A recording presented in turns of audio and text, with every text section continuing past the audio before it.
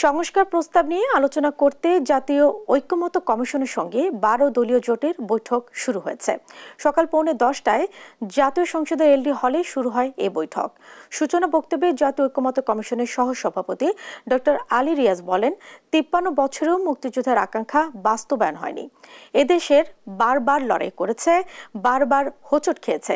তবে তারই ধারাবাহিকতায় জুলাই গণঅভ্যুত্থানে যে সুযোগ এসেছে, সে সুযোগ কাজে লাগিয়ে মানবিক ও গণতান্ত্রিক রাষ্ট্র বিনির্মাণে সংস্কার প্রস্তাবে সকল রাজনৈতিক দলগুলোকে একমত হবার আহ্বান করেন তিনি।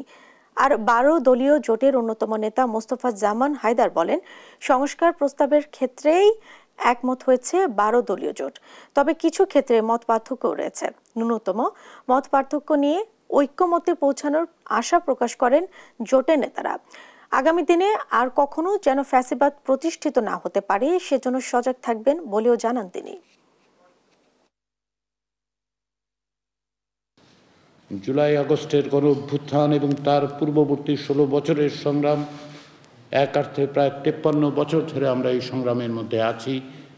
কারণ হচ্ছে, বাংলাদেশে যে আকাঙ্ক্ষা ছিল মুক্তিযুদ্ধের মধ্য দিয়ে একটি গণতান্ত্রিক জবাবদিহিমূলক রাষ্ট্র, সেটা প্রতিষ্ঠিত হয়নি। বারবার আমরা হোঁচট খেয়েছি, বারবার আমরা উঠে দাঁড়িয়েছি, বারবার আমরা লড়াই সংগ্রাম করেছি।